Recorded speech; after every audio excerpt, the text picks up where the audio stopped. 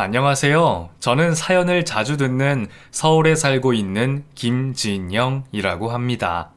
제가 이 채널에서 사연 듣는 걸 좋아하는데 대부분 자기소개들을 하고 시작하시더라고요. 하지만 살면서 저 같은 사람을 만나본 적은 없고 주변에 몇몇 저에 대한 얘기를 알지만 이렇게 공개적으로 하기에는 조금 부끄러움도 있고 누군가 알아볼 수도 있을 것 같아서 가명을 쓰는 점 이해 부탁드립니다. 물론 솔직히 저는 잘못한 게 없습니다. 부끄러울 것도 없고 죄 지은 것도 없고요. 하지만 세상에 나쁜 연놈들이 얼마나 많습니까? 죄를 지어서 경찰서에 끌려가 구속이라도 되면 속이라도 후련하고 죗값을 받는다고도 하지만 사실 가깝고도 먼 시댁은 아무리 괴롭혀도 죄로 인정이 되지 않다 보니 경찰에 신고도 할 수 없는 게 답답할 뿐입니다. 그렇다고 해서 제가 시댁살이를 했다는 건 절대 아닙니다. 이런 말을 들으면 놀라실 수도 있겠지만 전 저희 시어머니를 너무너무 사랑합니다. 물론 시어머니가 저를 낳아주신 것도 아니고 그렇다고 해서 엄청난 지원을 해주신 것도 아니고 그냥 딱 남들이 봤을 땐 며느리와 시어머니인 고부 관계일 뿐인데 왜 이렇게 시어머니를 좋아하는지에 대해 물으시면 밤이 새도록 앉아서 얘기를 할 수 있을 정도로 시어머니를 참 좋아합니다. 저는 결혼하면서부터 시어머니를 제 가족이라 생각하며 살았습니다. 사연 채널에 보면 대부분 시어머니와 며느리 관계에 문제가 많이 생겨서 이혼도 하고 별거도 하고 심지어 이름 모를 섬에도 갖다 버리던데 그게 사람이 할 짓인지 참 가끔 그런 얘기를 들으면 온몸에 소름이 돋는 것이 인두껍을 쓰고 어떻게 그런 짓을 할 수 있나 싶은 생각이 많이 듭니다. 사실 오늘 제가 이렇게 컴퓨터 앞에 앉은 건 저희 시어머니 때문입니다. 저는 지금 시어머니를 모시고 함께 살고 있습니다.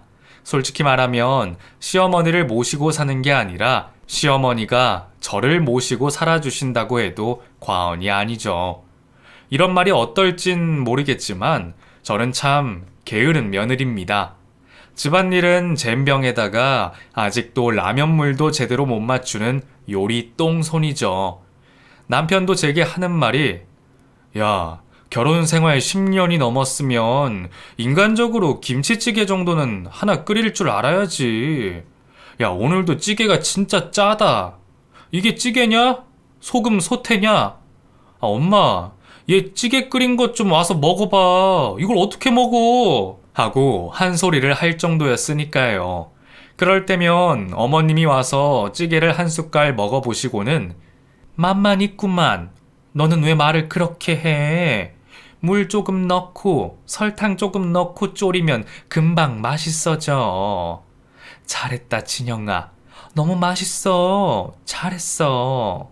하면서 무조건적으로 지금도 제 편을 들어주시는 분입니다.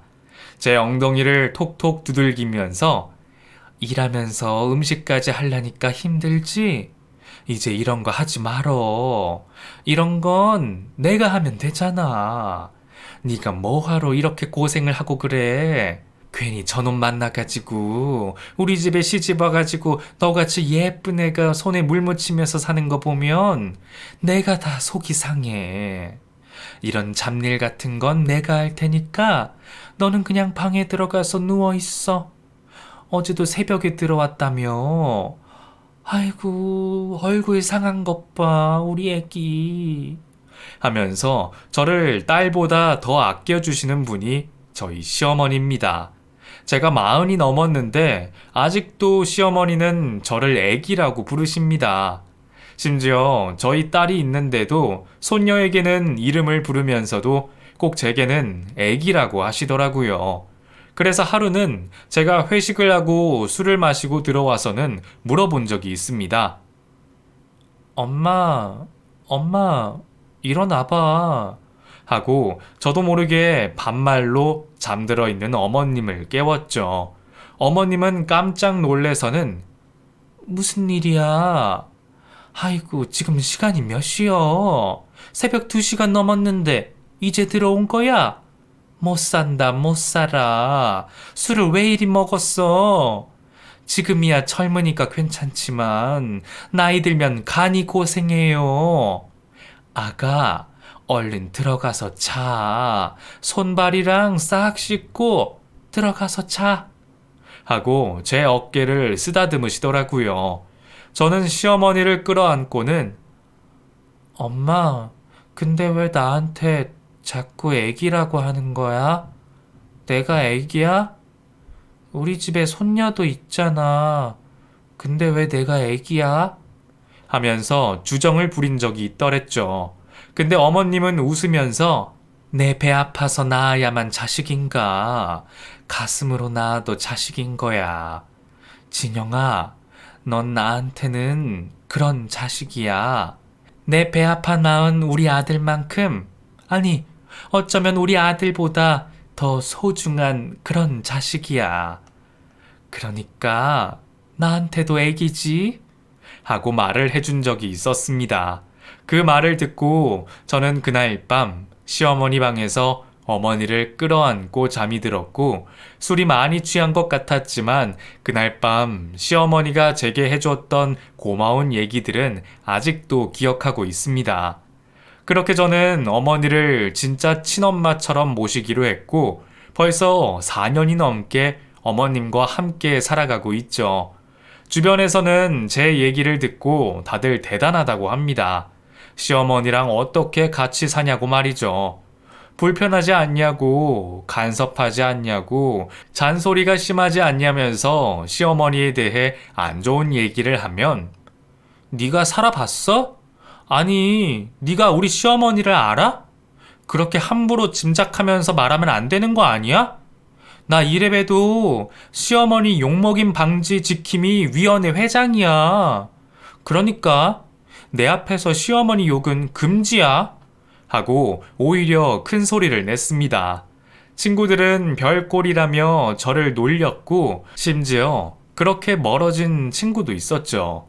가까운 사이는 아니었습니다. 그 당시 남자친구였던 지금의 남편은 제가 운영하는 회사의 거래처 직원이었습니다. 남편이 저보다 5살이나 어림에도 불구하고 제게 적극적으로 대시를 했고 저희 두 사람은 3년의 연애 끝에 결혼까지 하게 됐죠. 만나서 결혼을 준비할 때부터 솔직히 좀 속 시끄러웠습니다. 어머님 댁에 인사를 드리러 갔는데 세상에 신발이 좋기 20개는 있더라고요. 저는 멈칫하며 뭐야? 사람이 왜 이렇게 많아? 아버지 돌아가시고 어머니 혼자 산다며? 응, 맞는데 친척들이 네가 궁금하다고 해서 다들 오셨나 봐. 미안. 미리 말하면 네가 안 올 것 같아서. 하고 그제야 말을 하는 겁니다. 너무 기가 막혔습니다. 이미 집 앞까지 온 상태였고 저희가 밖에서 수군수군 거리자 그때 문이 열리더라고요. 왔니? 왔으면 들어와서 인사를 해야지. 왜 거기 서서 그러고 있어? 어른들 다 기다리는데. 하는 카랑카랑한 목소리는 다름 아닌 시고모였습니다. 제 옆에 있던 남편은 고모 오셨어요? 엄마는요? 들어가자. 들어가서 인사하자. 하고 제 손을 끌고 들어갔고 전 시어머니를 만나러 온 자리에서 제일 나이가 많다는 시고모부터 막내 고모까지 5명의 고모와 그의 자식들에게까지 큰 절을 했습니다. 그런데 그 와중에 눈에 들어왔던 건 한쪽 구석에서 어쩔 줄 몰라 하는 한 여자의 모습이었습니다. 남편은 구석에 앉아있던 그 사람을 가리키며 저기 우리 엄마 인사해 하고 어머님을 가리키는데 시고모라는 사람이 야 춘수야 고모한테 먼저 인사를 시켜줘야지. 이 집안의 제일 큰 어른이 고모잖아. 안 그래? 너 애비 없다고 그렇게 버릇없이 커서 어떻게 장가가려고 그러니? 어? 애미야 너는 대체 애 교육을 어떻게 시킨 거니? 어른이 앞에 있는데 어떻게 너한테 먼저 여자친구를 소개시켜줘? 하고 버럭 화를 내시는 겁니다. 깜짝 놀란 남친은 고모 죄송해요. 자기야, 우리 고모 돌아가신 아버지 누나이기도 하고 우리 집안의 제일 큰 어른이셔. 하고 고모님을 소개시켜 주더라고요. 아, 네, 안녕하세요. 하고 인사를 했더니 그래, 얼굴값 하게 생겼네. 네가 돈을 그렇게 잘 번다면서? 그럼 우리 집안 팔자 고쳐주는 거니? 하고 대뜸 이상한 얘기를 하시는 겁니다. 시댁 식구들이라는 사람들은 전부 웃고 있고 남자친구도 머쓱했는지 별말 안 하는데 분위기가 좀 이상하다는 생각이 들었습니다. 그렇게 열댓 명의 어른들과 다 같이 식사 자리를 갖고 집으로 돌아가는 길, 정말 너무 화가 났습니다. 뭐야 진짜, 이런 식으로 하는 게 어딨어. 결혼식장에서 봐도 되는 사람들을 왜 인사 자리에서 다 봐야 돼? 정작 당신 어머니랑은 말 한마디도 못하고 고모님 잔소리만 들었잖아. 이게 뭐야 진짜. 그리고 다른 것보다 나 너무 서운한 게 어머님은 뭐 나에 대해 궁금한 것도 없으시대? 얼굴도 제대로 한번 안 보시고 질문도 하나도 안 하시고 내내 부엌에만 있으셔? 정작 나랑 가족이 되는 사람은 어머니 아니야? 하고 화를 냈었죠. 그랬더니 남친이 그게 실은 복잡한데 우리 아빠 돌아가셨을 때 엄마가 장례식장에 좀 늦게 오셨어. 엄마가 식당에서 일을 하고 있었는데 손님이 너무 많아서 차마 아빠 돌아가셨다는 말을 못했대. 너무 갑자기 돌아가셨으니까 그래서 고모한테 전화를 해서 장례 처리만 좀 해달라고 그렇게 말씀드리고 임종을 못 지켰는데 그게 고모한텐 평생 한으로 남았나 봐. 그래서 아직도 엄마가 고모 앞에서는 꼼짝을 못해. 근데 우리 결혼하고 나면 어차피 분가할 거고 지금은 고모가 사정이 좀 있어서 우리 집에서 지내고 있는데 곧 고모도 이사하실 거래. 공사 때문에 그렇거든. 결혼식 때 말고는 네가 만날 일 없으니까 너무 걱정 안 해도 돼. 내가 가운데서 잘 막아볼게. 내가 또 그런 거 잘하잖아. 까먹었어? 나 방패막 김대리야. 하고 저를 웃게 해주더라고요. 그런 모습을 보니 남편이 뭔가 믿음직스럽기도 하고 이 사람을 믿고 결혼을 진행해도 되겠다는 생각이 들었습니다. 남편의 아버지가 장남이었고 장남의 아들이 처음 결혼을 하는 거다 보니 당연히 집안에 관심이 쏠릴 수밖에 없게 됐죠. 그래도 솔직히 말하면 남친 집에 인사 간 날 빼고는 결혼에 대한 아무런 간섭도 없으시고 심지어 시어머니라는 존재가 너무 힘이 약한 것 같아 오히려 뿌듯하기까지 했습니다. 친구들이 제게 항상 말하길 시어머니를 조심하라고 했었거든요.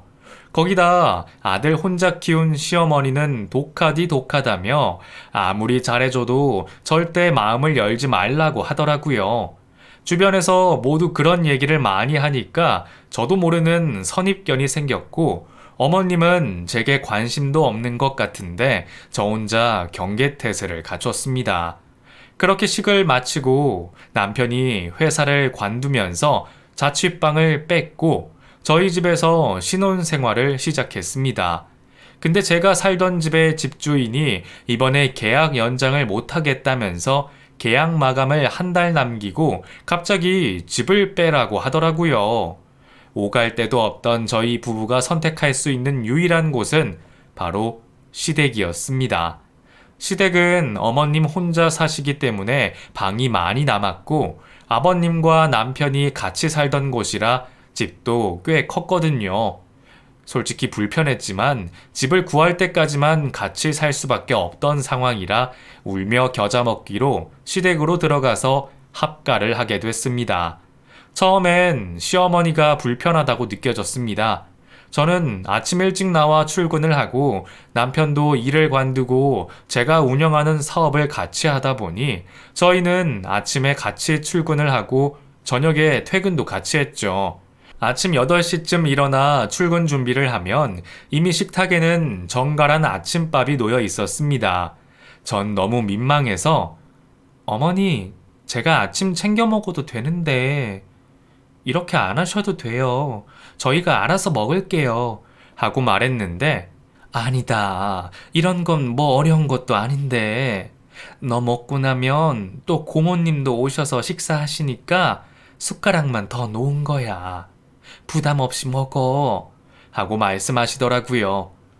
고모님이요? 아침을 여기서 드세요? 응, 여기 걸어서 5분 거리에 살잖니. 다른 건 몰라도 아침은 꼭 드셔야 하는 분이라 어차피 내 거 먹으면서 같이 챙기는 거니까 걱정 말고 먹으렴. 하고 말씀하시더라고요. 그렇게 제가 씻고 나왔더니 정말로 고모님이 오셨고 고모님은 자리에 앉자마자 예, 물 좀 떠와라. 날 더운데 걸어왔더니 목마르다. 하고 어머님께 물 심부름을 시키시더라고요. 어머님은 네, 형님. 하고 아무 말도 않고 물을 떠다 주셨고 고모님은 정말 밥만 먹고는 자리에서 일어나 반찬이 좀 맛이 간 것 같네? 내일은 있던 거 내지 말고 새 반찬으로 해라. 하고는 집으로 가버리시더라고요. 어머님은 아무 말씀도 안 하시고 설거지거리를 챙겨 주방에서 설거지를 시작하셨습니다. 저는 그 모습을 보고 밥을 금방 먹고 일어나 어머니, 제가 할게요. 가서 좀 쉬세요. 아침부터 일어나서 식사 준비하시느라 힘드셨잖아요. 하고 고무장갑을 꼈더니 괜찮아. 너 얼른 출근 준비해라. 그러다 늦겠어. 하고 웃으며 말씀하시는 겁니다. 제가 계속 도우려고 했더니 귀엽고 괜찮다며 절 밀어내고 혼자 뒷정리를 하셨습니다. 시계를 보니 늦기도 했고 어쩔 수 없이 저도 짐을 챙겨 남편을 데리고 나왔죠.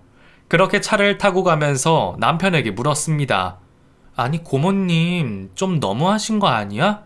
아무것도 안 하고 집에 와서 밥만 먹고 가면서 어머님한테 왜 이래라 저래라 하셔? 나 솔직히 고모님 싫어. 너무 자기 멋대로잖아. 하고 투정을 부렸죠. 그러자 남편이 그 말을 듣더니 그게 왜 너무한 거야? 엄마가 고모보다 나이가 어리잖아. 그러니까 그 정도는 괜찮은 거 아닌가? 네가 무슨 말 하는지는 알겠는데 아빠 돌아가시고 나서 솔직히 우리 엄마 일도 안 하고 아빠 돌아가셨을 때 받은 사망보험금으로 지금까지 먹고 살았어. 그 돈 고모가 주셨고 그럼 엄마도 그 정도는 할 수 있는 거 아니야? 솔직히 엄마가 계시긴 하지만 거의 나 키운 건 고모고 난 고모도 우리 엄마라고 생각해서 네가 무슨 마음으로 그런 말하는지는 알겠는데 고모에 대해 함부로 말하지 말았으면 좋겠어. 하고 제 말에 반박하더라고요. 저도 그 말을 듣고 화가 나서 그걸 어머님이 선택한 삶이야? 어머님은 집에서 살림하고 아버님 사망보험금으로 당신 고모든 고모부든 당신이든 뒤치다꺼리나 하면서 노예처럼 살고 싶다고 하셨어? 그게 어머님 의견이라면 나도 인정. 어머님이 평생 전업주부였다는 이유로 그렇게 앞으로 계속 사는 건 좀 아니지. 어머님한테 직접 물어봐. 그렇게 살고 싶으신 건지 아니면 어쩔 수 없이 그렇게 사는 건지 하고 맞받아 쳤죠. 그 말을 들은 남편은 무신경하게 그런가? 하고 말더라고요. 하지만 그 뒤로 제가 목격한 것만 해도 정말 고모님의 만행은 해도 해도 너무하다는 생각이 들었습니다. 저희 부부도 신혼이고 당장 아이를 가질 건 아니었지만 그래도 데이트할 시간이 필요해서 주말이면 가끔 밖으로 놀러 나가곤 했습니다. 토요일 아침 고모님이 저희 집에 와서 식사를 하시고 저도 뒷정리를 돕고 씻으려는데 어머님 뒷모습이 너무 안쓰러워 보이더라고요. 그래서 제가 먼저 어머님, 저희 오늘 같이 나갈까요? 남편이랑 외곽에 바람 쐬러 가기로 했는데 같이 가요. 하고 데이트 신청을 했죠. 그랬더니 제 말이 끝나자마자 바로 어머님이 고모님을 쳐다보는 겁니다. 고모님은 제 말을 듣고 오늘은 안 된다. 우리 집 일을 좀 돕기로 했어. 그 우리 집 앞에 콩밭 있지? 거기서 오늘 콩 따는 날이거든. 그거 미리미리 해놔야 너네도 먹고 우리도 먹고 하지 않겠니? 농사 짓는 집안이 있다는 게 얼마나 좋은지 너도 이제 알게 될 거야. 그런 거 농사 짓다가 사 먹으려면 얼마나 비싼지 알아? 하고 말씀하시더라고요. 시댁 농사라 제가 뭐 나설 일은 아니지만 일이 있다고 하시니까 저도 남편이랑 같이 외출을 나갔죠. 그렇게 2시간쯤 지났을까? 실은 제가 남편이랑 놀러 나가기로 한 날이 생리 둘째 날이라 너무너무 생리통이 심했는데 레스토랑을 예약해놔서 우선 밥을 먹긴 했지만 도저히 돌아다니며 데이트까지 하기에는 좀 무리가 있더라고요. 결국 나가서 밥만 먹고 집으로 돌아왔는데 집으로 돌아오는 길 오늘 일을 돕는다던 콩밭 앞을 지나가게 됐습니다. 그런데 그 광경이 정말 어이가 없더군요. 정말 더운 여름이고 해가 쨍하게 비치는 땡볕에서 모자 하나 쓰고 쪼그려 앉아있는 어머니가 눈에 들어왔고 큰 파라손 밑에서 부채질을 하며 냉커피를 먹고 있는 고모님이 보였습니다. 여보, 잠깐만 차 좀 세워봐. 왜? 저거 봐. 고모님이랑 어머님 좀 보라고. 저게 지금 말이 돼? 어머님은 땀 뻘뻘 흘리면서 쪼그려 앉아가지고 일하는데 고모님 좀 봐. 저기서 혼자 커피 마시고 있잖아. 아, 저거 저렇게 일하면 고모가 우리 집에 돈 주는 거야. 나도 어릴 때 알바처럼 많이 했었어. 어차피 엄마는 전업주부고 돈이 있어야 되는데 다른 데 가서 일하는 것보단 그래도 고모네 밭에서 일하는 게 나으니까 저렇게 하기로 했나 보더라고. 그게 말이 돼? 아니, 나 진짜 당신네 집안이 이해가 안 된다. 그리고 제일 이해 안 되는 건 당신이야. 어떻게 엄마가 저렇게 노동을 하는데 그걸 가만히 보고 있고 그걸 당연하다고 생각해? 당신 정신 차려. 저 사람 노예 아니고 집사 아니야. 당신 낳아준 부모라고. 근데 저걸 보고 당연하다고 생각한다고? 1년도 같이 안 산 나도 이렇게 이상한 거 투성인데 평생을 같이 산 당신은 이걸 보면서도 이상하다는 생각이 안 든다고? 나 솔직히 당신 말 듣고 내가 예민한 건 줄 알았거든? 근데 아니야. 당신 집 이상해. 저 고모라는 사람도 이상하고 그걸 방치하는 당신도 이상해. 나 아무래도 말해야겠어. 이건 아닌 것 같아. 하고 차에서 내렸죠. 그리고는 밭으로 걸어가서 고모님, 날이 많이 덥죠? 근데 어머님만 너무 일하시는 거 아니에요? 같이 하시면 더 빨리 끝내고 두 분 다 같이 쉴 수 있잖아요. 아니면 제가 좀 도울까요? 하고 물었더니 저를 쳐다보면서 그럴래? 네가 도와주면 알바비 챙겨주마. 네 시애미 도와서 같이 일하든가 하고 부채질만 하더라고요. 알바비요? 알바비가 얼만데요?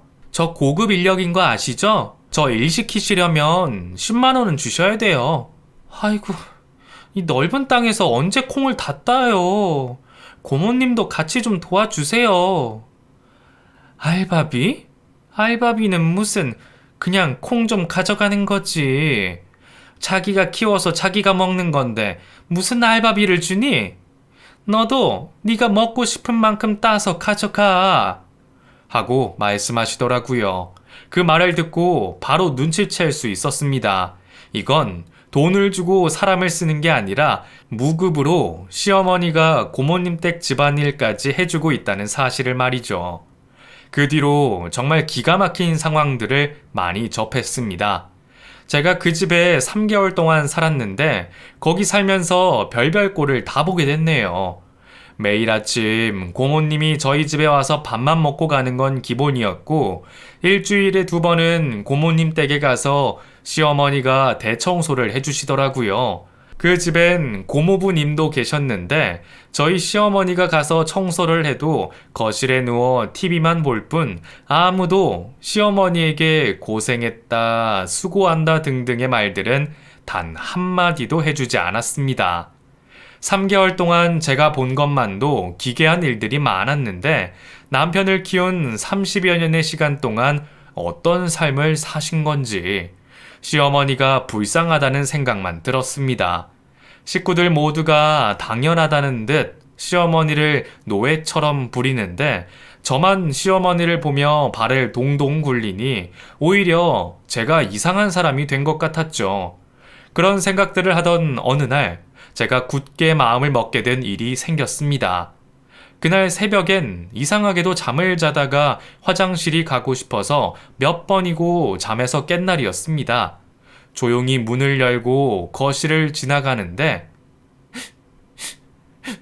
하고 우는 소리가 들리더라고요. 처음엔 제가 잠에서 덜 깨서 귀신 소리를 들은 줄 알고 오싹했는데 안방 쪽으로 걸어가니 어머님이 안 주무시고 울고 계시는 소리가 들리더라고요. 저는 아주 약하게 노크를 하며 어머님, 안 주무세요? 하고 조용히 말했더니 아무 대답도 없으시더라고요. 울음소리도 들리지 않았고요. 저는 조심스럽게 방문을 열었고 안방으로 들어갔습니다. 그러자 어머님이 베개에 얼굴을 받고 계시더라고요. 어머니, 왜 그러세요? 무슨 일 있으세요? 어머니, 왜 우세요? 저한테 말씀해 보세요. 하고 계속 어머님 옆에서 어머님을 위로해 드렸죠. 그렇게 한참을 울던 어머님은 처음으로 저를 붙잡고 얘기하기 시작하셨습니다. 다 내 잘못이야. 무능한 내 잘못이야. 난 당해도 싸다. 평생 이렇게 살아도 싸. 애초부터 내 팔자는 내가 꼰 거야. 남편이 죽었을 때 그냥 집 나가 버렸어야 되는데 어떻게든 아들내미 키워보겠다고 이놈의 집구석에 붙어 있으면서 버틴 것부터가 잘못된 거야. 다 내 잘못이야. 평생 나는 벌 받을 거야. 하면서 저를 붙잡고 우시더라고요.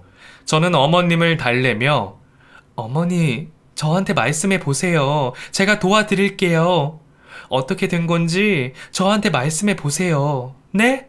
뭘 알아야 도와드리죠. 이렇게 울기만 하시면 제가 어떻게 뭘 도와드리겠어요. 어머니, 편하게 말씀해 보세요.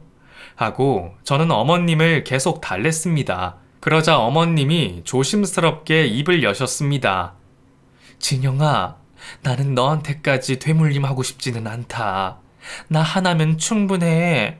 이거 다 내가 잘못한 거야. 나도 열심히 산다면 살았는데 그냥 내가 복이 없었나 봐. 남편이 갑자기 교통사고로 직사했을 때 내가 바로 갔어야 됐어. 그놈의 돈 몇 푼 벌겠다고 버티고 있던 것이 이 사단이 났다. 망할 놈의 인간. 갈 거면 그냥 곱게 갈 것이지. 말도 안 되는 유언을 해서는 왜 사람을 이렇게 평생 괴롭히나 몰라.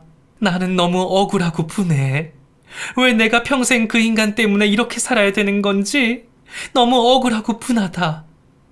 네가 나 좀 도와줘라, 진영아. 내가 너 하라는 대로 다 하마. 그러니까 나 좀 도와줘. 하면서 결국 제게 애원을 하더라고요. 저는 뭔가 제가 알지 못하는 엄청난 일이 있다는 걸 확신했습니다. 현대판 신한 염전노예도 아니고 분명 고모님과 어머님 사이에 그 누구도 알지 못하는 일이 있다는 걸 알 수 있었죠. 어머니, 이건 어쩔 수 없어요. 무조건 맞닥뜨려야 돼요. 바로 박치기 해야 된다고요. 세상에 기분 좋은 거절이라는 건 없어요. 그러니까 저한테 말씀해 보세요. 하나도 빼놓지 말고 다 말씀해 보세요. 하고 어머님을 달랬죠. 어머님은 펑펑 우시다가 제가 돕겠다는 말에 조심스럽게 그날의 일에 대해 얘기를 꺼내셨습니다. 나는 아는 언니 식당에서 파트타임으로 일을 도와주고 있었어. 근데 그날 갑자기 병원에서 전화가 와서는 남편이 죽을 수도 있다고 하는 거야. 그러면서 응급실로 빨리 오라고 하더라고. 너무 놀래서 내가 바로 병원 근처에 사는 고모한테 전화를 했지. 남편이 죽을 것 같다고. 사고가 나서 응급실에서 전화가 왔다고 했지. 근데 그날 나도 가려고 자동차 시동을 걸었는데 아이고야, 손이 떨려서 갈 수가 있어야지. 그래서 도저히 못 가겠는 거야.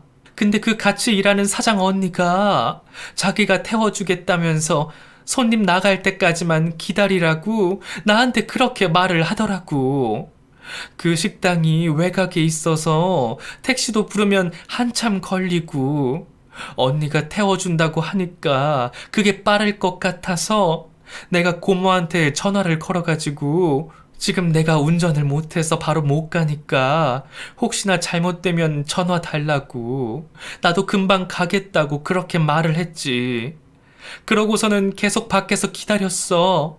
언니가 나올 때까지. 근데 손님들이 안 가서 결국 1시간인가 2시간이 지나고 나서 손님들한테 남편이 사고 났다고 미안하다고 말을 하고는 언니를 데리고 나와서 뒤늦게야 병원에 도착했어. 무슨 정신으로 갔는지 지금도 모르겠어. 근데 남편이 죽었다는 거야. 내가 도착하기 바로 전에 죽었대.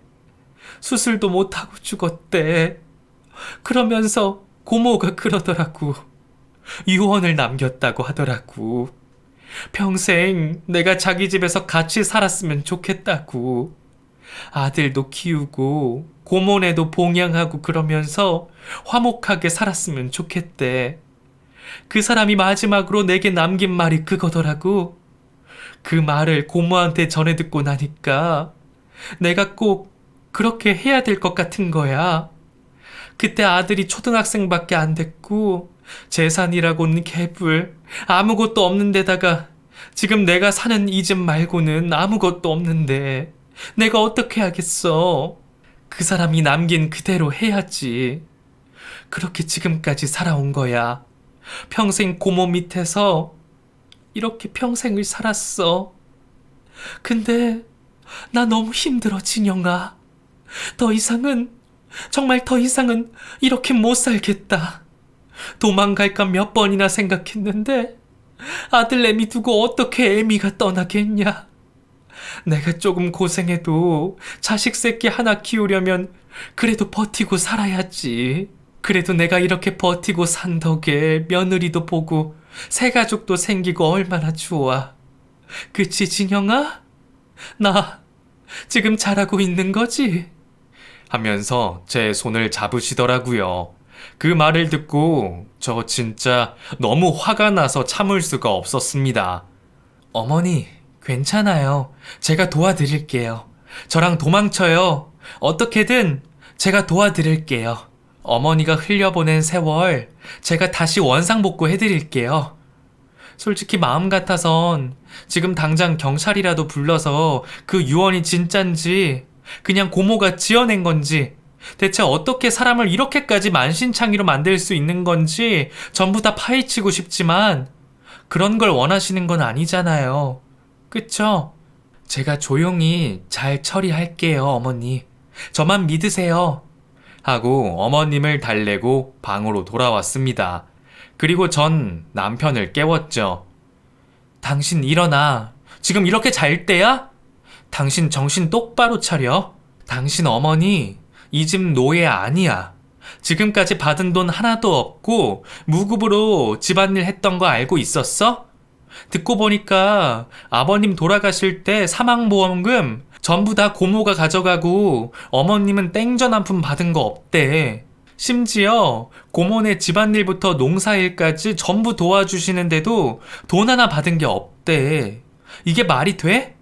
하고 남편에게 전부 다 폭로했죠.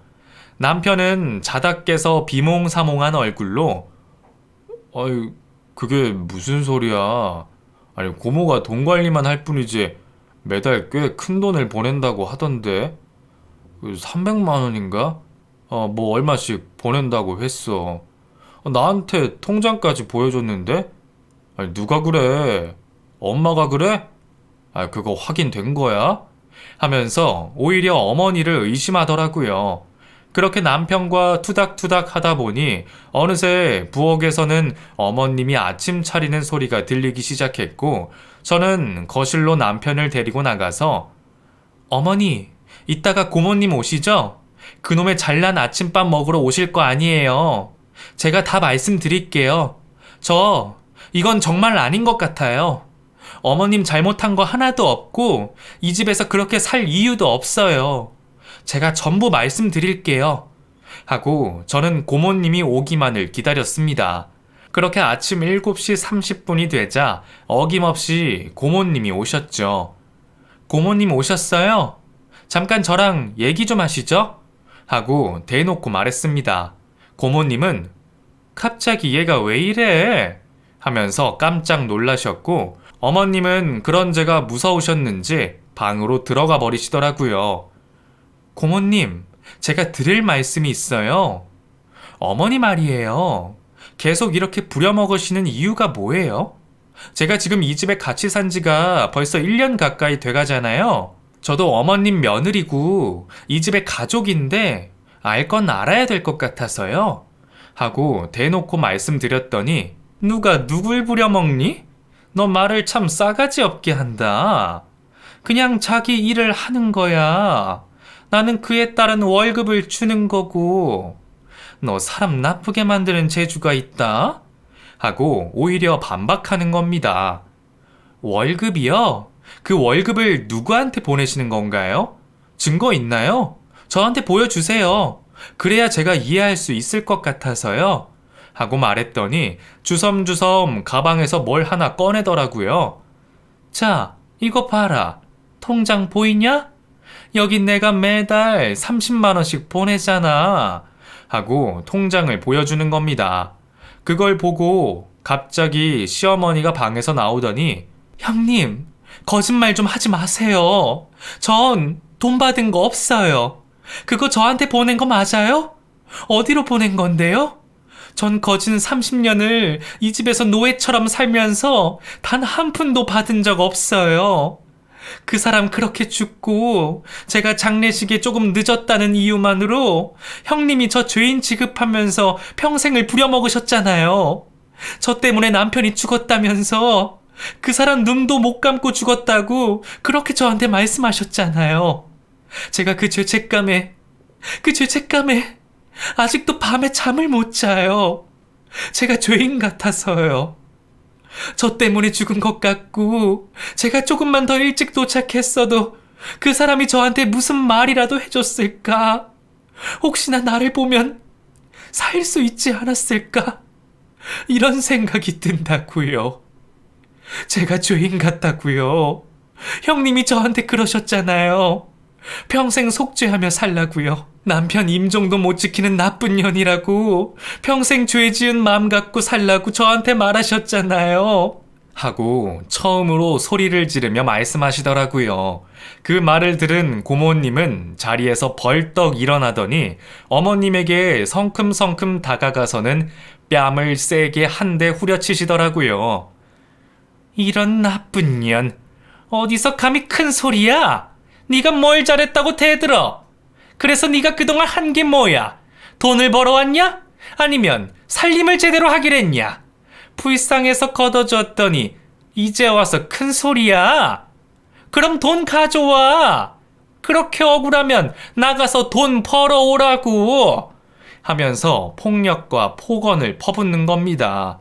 제가 어떻게 돈을 벌어요? 할 일이 태산인데. 언제 나가서 돈을 벌어요? 형님이 돈 벌 시간이라도 주셨어요? 저도 벌고 싶어요. 다른 사람들처럼 나가서 사회생활도 하고 돈도 벌고 싶다고요. 저 이 집안이 꼭 감옥 같아요. 여기 있으면 숨이 턱턱 막혀요. 그 사람 살아있을 때 제가 모아놓은 돈도 형님이 관리해 주신다면서 다 가져가셨잖아요. 불려준다고 하셨잖아요. 근데 그 돈 어디 있어요? 제가 달라고 해도 주지도 않으시고 저한테 돈 보내셨다고 하시면서도 전 받은 게 하나도 없어요. 제가 뭘 그렇게 잘못했나요? 벌써 30년이 다 돼가요, 형님. 제발, 이제 제발 저 좀 놔주세요. 저 너무 힘들어요. 정말 너무너무 힘들어요. 하고 바닥에 엎드려 펑펑 우시더라고요. 그 모습을 보니 정말 가슴이 무너지는 것 같았습니다. 하지만 고모라는 사람은 눈 하나 깜짝하지 않으면서 네가 나한테 무슨 돈을 맡겼다는 거냐? 네가 돈이 있었어? 어? 말해봐. 돈이 없으면 몸으로 때워야지. 별다른 방법 있어? 너도 할 말 있으면 해봐. 돈이 있으면 가져오란 말이야. 빈대처럼 붙어 사는 거 민망하지도 않아? 아, 너야 뭐. 낯짝이 두꺼우니까 남편이 죽던 말던 그냥 우리 집에 기생충처럼 붙어서 산다 이거냐? 어? 하면서 또 어머님을 때리려고 하는 겁니다. 저는 고모님을 말리면서 저기요, 그만하세요. 지금 뭐 하는 거예요? 진짜 다른 건 모르겠고 시아버지 돌아가실 때 유언 남겼다는 증거 있어요? 어머님 말로는 아버님이 돌아가실 때 이 집에 붙어 살라고 했다던데 그런 증거 있냐고요? 하고 저도 대들었더니 증거가 어딨어 증거가. 사람 죽는데 그걸 누가 증거로 남겨놔? 그럼 지금 내가 거짓말하고 있다는 거야? 이것들이 아주 쌍으로 지랄이네. 나 참 기가 막혀서 진짜 불쌍한 거 입혀주고 먹여주고 평생 끼고 살았더니 이게 무슨 날벼락이야? 이 집에서 나가고 싶으면 돈 갖고 와. 그동안 내가 너 먹고 살게 해준 거 돈으로 갚으란 말이야. 하면서 소리를 지르더라고요. 어머님은 구석에 웅크리며 벌벌 떨고 있고 병신 같은 남편은 아무 말도 못하고 손으로 이마만 짚고 있는 걸 보고 저도 제가 왜 그랬는지 모르겠지만 홧김에 방으로 들어가서 가방 하나를 집어 던졌습니다. 그리고 그때 가방에 있던 돈이 거실에 쏟아졌죠. 이거 3천만 원이에요. 이거 오늘 다른 거래처랑 계약금 하려고 제가 현금으로 다 뽑아 놓은 건데 그쪽이 원하는 게 돈인 거죠? 이거면 충분한 거 아닌가요? 더 필요해도 저도 돈 없어서 더 이상은 못 주고 이 돈 먹고 이제 그만 떨어지시죠? 제가 어머니 데리고 갈 테니까 한 번만 더 어머니한테 연락하면 저도 경찰에 고발할 겁니다. 30년이에요. 자그마치 30년이라고요. 그만큼 부려먹었으면 된 거 아니에요? 진짜 사람이 그렇게 사는 거 아니에요. 지금이 어떤 시대인데 돈 한 푼 안 주고 가족이라는 이유로 사람을 부려먹습니까? 네? 당신도 여자잖아요. 당신이 시집살이라는 걸 안 당해봐서 모르겠지만 그거 진짜 사람 피 말리는 겁니다. 그러니까 이 돈 먹고 다시는 어머니 찾지 마세요. 한 번만 더 어머니 찾으면 저 이 집이랑 고모 집에 석유 싹 뿌리고 불 질러 버릴 테니까 그렇게 아세요. 아셨어요? 하고 어머니를 끌고 집 밖으로 나왔습니다. 맨발로 힘없이 저를 따라 나온 어머니를 조수석에 태웠고 저는 어머니를 저희 회사로 끌고 왔습니다. 남편에게는 계속 전화가 왔고 저는 남편에게 말했죠. 당신도 결정해. 그 집에서 고모 노예로 살 건지 아니면 어머니랑 나랑 살 건지. 이혼하겠다고 해도 난 할 말 없어. 내가 할 수 있는 건 이게 최선이야. 하고 전화를 끊었죠. 남편에게 홧김에 질러버리긴 했지만 전 알 수 있었습니다. 남편이 저와 절대 이혼하지 못한다는 사실을요. 그동안 알지 못했던 사실을 저로 인해 알아버린 남편은 회사에 도착해서 제게 종이 한 장을 내밀더군요. 그 종이는 다름 아닌 고모에게 받은 각서였습니다. 3천만 원을 받고 다시는 어머니에게 연락하지 않겠다는 자필 각서를 받아왔더군요. 그리고는 시어머니를 끌어안고 잘못했다고, 자기가 잘못했다고 울며 빌더군요. 그렇게 저희 부부가 살기로 한 집에 어머니를 모셔왔고 그때부터 지금까지 쭉 저희 세 가족 함께 살고 있습니다. 아, 그 사이 저희 애가 태어나서 이제 네 가족이 됐네요.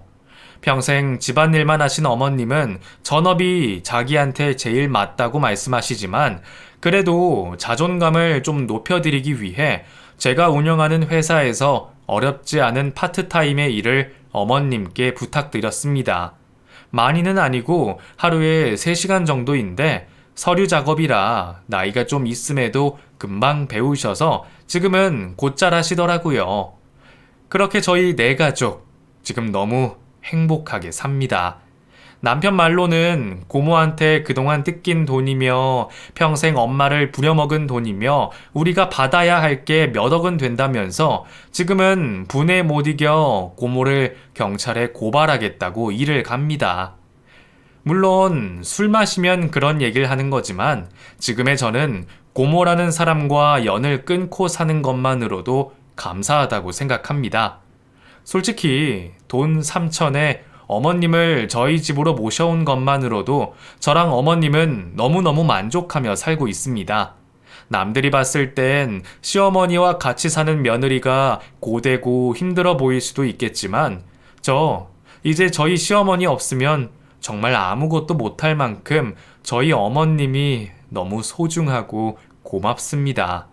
시어머니와 함께 산다고 해서 불쌍한 며느리로 보지 마시고 저 가족만의 행복함이 있겠구나 이렇게 봐주시면 너무너무 감사하겠습니다. 앞으로도 어머님 모시고 어머님과 같이 행복하게 잘 살아보겠습니다. 긴 사연 들어주셔서 감사합니다.